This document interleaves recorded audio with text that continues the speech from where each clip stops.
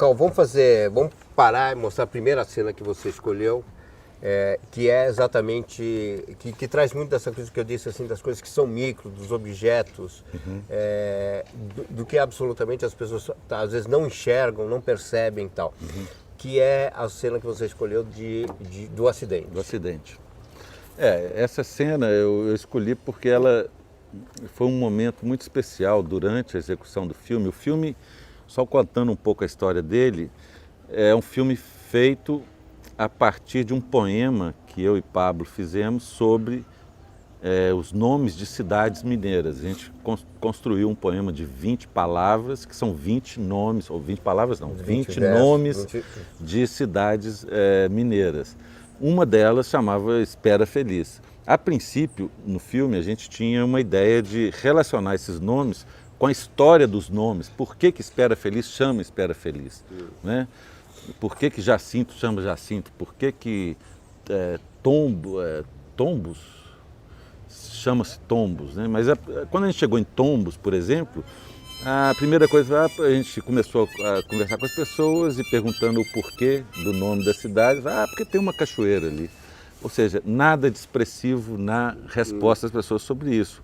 Ou seja, o projeto que a gente tinha para fazer, quase que de imediato perdeu o sentido nesse momento.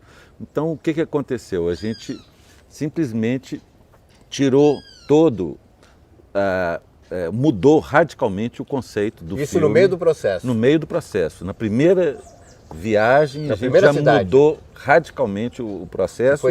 Que foi Tombos. Porque a gente sentiu que ali não ia dar um filme interessante. Então, o que aconteceu com o acidente foi o seguinte: a gente resolveu fazer um filme absolutamente livre de prerrogativas, né, digamos, de pré-conceitos. Você manteve os nomes? Mantive os nomes, mantive o poema. O poema era o link para relacionar todas as cidades e simplesmente a gente quis dar ao acaso a oportunidade dele se manifestar de uma forma veemente em cada cidade. Ou seja, expressar o que é aquela cidade. O que é aquela cidade. O processo era justamente tinha que ter um certo método.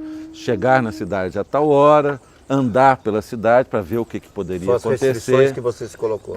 Esse método que acontece em vários trabalhos meus, que é o que eu chamo de lançar uma pedra, esse conceito no lago, né? Essa proposição anterior. Né? Você cria um método, você chega na cidade, vai ficar ou 2 dias. Não é aleatório. O que a gente vê, ele não tem uma... Tem um quê de aleatório, mas ele tem uma base, né? Uma base conceitual, digamos assim, propositiva anterior, que é o roteiro do filme está feito pelo poema. Né? O poema já está ali esquadrinhado, a gente simplesmente teria que ir na cidade, andar pelas cidades e ver o que ia acontecer. Qualquer coisa que acontecesse acidentalmente, por isso o nome acidente, diante da câmera, seria passível de registro e de formulação poética sobre essa cidade. Exclusivamente essa cena. Né? E aí a gente chega em Espera Feliz, a gente está andando, eu saio de manhã pela cidade, né, pensando no nome, porque, claro, a gente manteve a ideia de tentar relacionar de alguma forma o nome com a cena que a gente ia filmar, não exatamente a história do nome, mas alguma coisa mais abstrata sobre o nome, mais sobre o significado do nome, né, Espera Feliz. Eu estava andando pela cidade, né, tentando a gente fica como uma espuma de absorção perceptiva das coisas que nos acontecem, né? Uma esponja, né, digamos assim, não espuma, esponja. E aí, caminhando por uma rua, eu vejo uma bolsa no chão, sozinha, perdida, ninguém na rua, só essa bolsa. E começa a filmar essa bolsa, né, e alguém vem e pega a bolsa. Aí eu fiquei pensando, Espera Feliz, ou seja, os objetos também estão esperando alguma ação incidente sobre eles, né? Então, nesse sentido, Espera Feliz foi muito simbólico para mim de como você realizar através da linguagem, através de um conceito, uma narrativa qualquer, um conceito básico, né? Que é os objetos estão esperando alguma coisa.